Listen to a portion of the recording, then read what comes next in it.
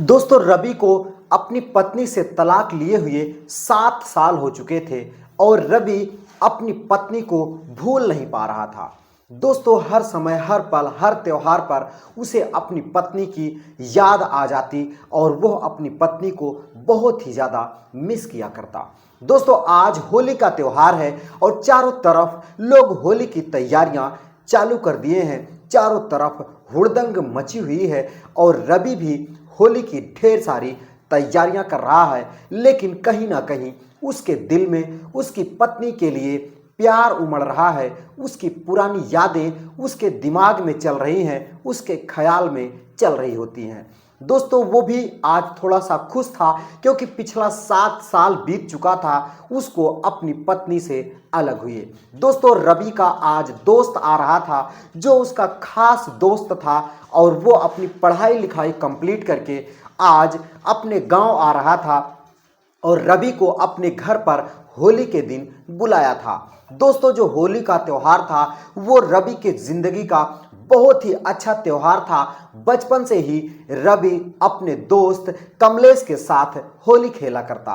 दोस्तों उसी बीच जो कमलेश था वो चला गया था अपनी पढ़ाई करने के लिए और फिर 7 साल के बाद आ रहा था और इन 7 सालों के बीच में जो रवि था उसकी जिंदगी में ना जाने कितने उतार चढ़ाव आए और उसी बीच उसकी पत्नी से उसका तलाक भी हो चुका था और तलाक को हुए पिछला 7 साल बीत चुका था। दोस्तों जो रवि था वो अपनी ढेर सारी होली का जो कलर था पिचकारियां लेकर के अपने दोस्त कमलेश के पास पहुंच जाता है, लेकिन जैसे ही वो कमलेश के घर जाता है तो कमलेश के घर पर एक जो लड़की थी जो कमलेश की बहन कोमल के साथ आई हुई थी, उसे देखने के बाद जो रवि था उसके होश उड़ जाते हैं, उसके पैरों तले जमीन खिसक जाती है।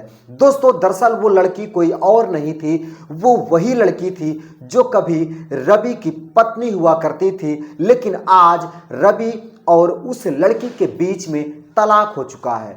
नमस्कार दोस्तों, मेरा नाम है शिव भगवान। स्वागत करता हूं एक बेहतरीन कहानी के अंदर। दोस्तों इस कहानी में आपको बहुत कुछ सीखने को मिलेगा और ये कहानी बहुत ही इंटरेस्टिंग होने जा रही है कि आखिर रवि और उसकी पत्नी निधि के बीच में तलाक कैसे हो गया और फिर वो दोनों तलाक भरी जिंदगी 7 साल बिताने के बाद होली के एंड मौके पर एक दूसरे से मिल जाते हैं और फिर उन दोनों की क्या बातें होती हैं वो जानते हैं आगे कहानी के अंदर। लेकिन कहानी को शुरू करने से पहले आप लोगों से एक छोटा सा रिक्वेस्ट है, इस वीडियो को लाइक कर दीजिएगा, चैनल को सब्सक्राइब कर लीजिएगा जिससे मेरी हर वीडियो आप तक पहुंचती रहे और आप मेरे हर वीडियो का आनंद लेते रहो। दोस्तों रवि जो था वो अपनी पत्नी के साथ उसकी जो शादी की जिंदगी थी वो बहुत ही अच्छे से बीत रही थी। दोस्तों रवि अच्छा खासा पढ़ा लिखा था, उसके पास ढेर सारी डिग्रियां थी, उसके पास ढेर सारे सर्टिफिकेट थे, लेकिन जब से उसकी शादी हुई थी न तो वो जॉब के बारे में सोच रहा था और न तो वो जॉब करने के विषय में अपनी पत्नी से कभी बात किया करता था। दोस्तों जो निधि थी वो भी बहुत अच्छी पढ़ी लिखी थी, लेकिन जब निधि को ये लगा कि जो मेरा पति रवि है वो पढ़ाई लिखाई अच्छा किया है, सर्टिफिकेट भी है उसके पास, लेकिन फिर भी वो जॉब के बारे में भला क्यों नहीं सोचता है। दोस्तों इस पर वो अपने पति से बात करने के बारे में सोचती है और एक दिन वो अपने पति रवि से कहती है कि रवि आपके पास इतनी सारी डिग्रियां हैं, आपके पास इतने सारे सर्टिफिकेट है, तो फिर आप घर पे रह करके खेती बाड़ी ही क्यों कर रहे हो? आपको तो बाहर जाना चाहिए, किसी कंपनी में जॉब करना चाहिए जहां से अच्छा पैसा आप कमाओगे तो हमारा और हमारे परिवार का जो फ्यूचर होगा वो अच्छे से बन जाएगा। दोस्तों रवि हर बार बहाने मार करके इन बातों को टाल दिया करता और दूसरी बात करने लगता, लेकिन उसकी जो पत्नी निधि थी वो बार बार इस बात को ला करके रवि के सामने रख दिया करती कि रवि अब हमारी शादी हो चुकी है, हमारे पास जिम्मेदारियां आ गई हैं, अगर ऐसे ही आप घर पे रह करके खेती बाड़ी करोगे तो भला हमारे खर्चे कैसे चलेंगे और हमारा फ्यूचर आगे क्या होगा ये ऊपर वाला ही जाने। तो रवि, तुम्हें बाहर निकलना चाहिए, इन सर्टिफिकेट का उपयोग करना चाहिए और किसी अच्छी सी कंपनी में जॉब करना चाहिए। दोस्तों, जब बार बार वो उन सर्टिफिकेट और जॉब की बात कर रही थी उसकी पत्नी, तो रवि एक दिन झल्ला करके अपनी पत्नी से सच्चाई बता देता है और कहता है कि जो तुम सर्टिफिकेट देख रही हो, ये सर्टिफिकेट मेरी पढ़ाई से नहीं बल्कि मेरे पापा के पैसे से मिले हैं। इन सारे सर्टिफिकेट को मेरे पापा ने मेरी शादी के लिए खरीद लाया था और इन्हीं सर्टिफिकेट की वजह से आज तुमसे मेरी शादी हो पाई है। क्योंकि जहां पे भी अच्छी लड़की की तलाश की जाती तो उनके घर वाले लड़के की पढ़ाई लिखाई के बारे में पूछते, जबकि मैं पढ़ा लिखा नहीं था। तब मेरे पापा को बहुत सारी दिक्कतों का सामना करना पड़ रहा था, जिस वजह से उन्होंने पैसों से इन सारे सर्टिफिकेट को खरीद करके मेरे नाम से ला दिए ताकि मेरी शादी हो सके और उन्हें दहेज मिल सके। दोस्तों, जब ये बातें निधि अपने पति रवि से सुनती है तो उसके होश उड़ जाते हैं, उसके पैरों तले जमीन खिसक जाती है। दोस्तों, वो ये सोचने पर मजबूर हो जाती है कि अब तक जिन सर्टिफिकेट को वो असली में समझ रही थी वो आज असली नहीं थे बल्कि वो एक खरीदे हुए सर्टिफिकेट थे।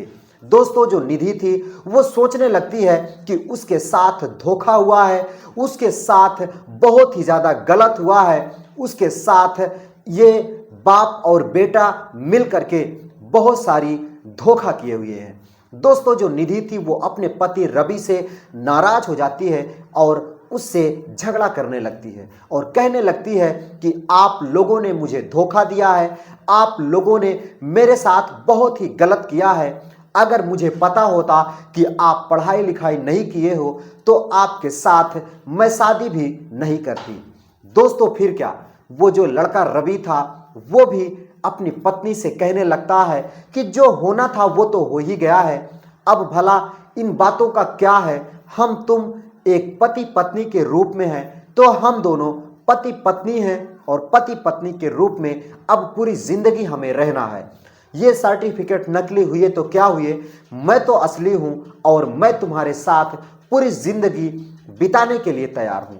तुम जैसा कहोगी मैं वैसा करूंगा और तुम्हारी हर एक खुशियों का मुझे पूरा यकीन है कि मैं आपकी हर खुशियों को पूरा कर पाऊंगा।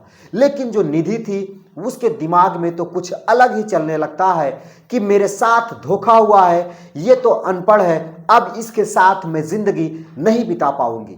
दोस्तों, शादी को हुए 1 साल हो गया था और इसी बीच जो निधि थी वो अपनी ससुराल को छोड़ करके अपने पति रवि से झगड़ा करके अपने मायके आ जाती है। दोस्तों, अपने मायके में आकर के सारी सच्चाई अपने माता पिता को बताती है कि कैसे रवि के जो सर्टिफिकेट हैं वो नकली हैं, खरीदे हुए हैं और उसके साथ धोखा हुआ है। दोस्तों, उसके माता पिता भी उसका साथ देते हैं और कहते हैं कि बेटा तुम अच्छी पढ़ाई लिखाई करो, अगर तुम्हें जॉब मिल जाएगा तो तुम्हारी शादी तो चुटकियां बजाते हो जाएंगी। दोस्तों, वो पढ़ाई लिखाई करती है और पढ़ाई लिखाई करके एक अच्छी सी जॉब पा जाती है। दोस्तों, उसकी जो जॉब थी वो 55,000 रुपये महीना कमाने वाली बैंक में वो एक मैनेजर के पद पर वो नौकरी का करने लगती है। दोस्तों, वो मैनेजर बन जाती है और नौकरी करने लगती है और इधर जो रवि था वो कई बार उसे मनाने की कोशिश करता है, लेकिन अब तो उसके जो पैर थे वो हवा में उड़ने लगे थे और वो अपने पति को हर बार मना कर देती और कहती कि मुझे आपसे तलाक चाहिए और कुछ नहीं। दोस्तों, वो तलाक के जो पेपर थे वो कोर्ट में फाइल कर देती है और 1 साल के भीतर ही उन दोनों का तलाक हो जाता है। दोस्तों, 1 साल पहले शादी हुई थी, अब 1 साल के बाद यानी कि शादी के 2 साल बाद उन दोनों में तलाक हो जाता है। रवि और जो उसकी पत्नी निधि होती है वो दोनों अलग रहने लगते हैं। दोस्तों, रवि उसे भुला नहीं पाता है, हमेशा उसके दिमाग में निधि के ख्याल चलते हैं। हर त्योहार पर, हर अच्छे काम में वो हमेशा निधि को ही याद करता। दोस्तों, आज होली के मौके पर जब उसका दोस्त कमलेश जो कभी उसके साथ पढ़ा करता था आज वो अपनी पढ़ाई को कंप्लीट करके गांव आ रहा था और उसने अपने दोस्त रवि को इनवाइट किया था होली के त्योहार में अपने घर पर, और बोला था कि हम दोनों साथ में होली खेलेंगे, साथ में पूरे गांव में घूमेंगे। और इस पर जो रवि था वो हाँ में वो थोड़ा सा मुस्कुराता है और कहता है कि ठीक है, मैं तुम्हारे घर आ जाऊंगा। दोस्तों फिर क्या, रवि अपनी ढेर सारी तैयारियां करता है, ढेर सारे रंग लेता है, पिचकारियां लेता है और अपने दोस्त कमलेश के पास उससे मिलने पहुंच जाता है। दोस्तों जब कमलेश के घर जाता है, उसके साथ वो मिलता है जुलता है, दोनों साथ में बैठ करके नाश्ता करते हैं, खाना खाते हैं और फिर होली की तैयारियां करने लगते हैं। गांव में घूम करके लोगों के साथ होली खेलने के लिए वो दोनों तैयार हो जाते हैं। दोस्तों तभी जो कमलेश था, उसकी एक बहन जो कि नौकरी कर रही थी बैंक में, वो अपनी एक सहेली के साथ घर पर आती है और अपने भाई कमलेश से कहती है कि ये है मेरी सहेली, इससे मिलो। दोस्तों जैसे ही कमलेश उससे मिलता है तो उससे हाथ मिलाता है और कहता है कि ठीक है, आपसे बात करके और आपसे मिल करके मुझे बहुत अच्छा लगा, मेरा एक दोस्त है, चलो मैं तुम्हें उससे मिलाता हूँ।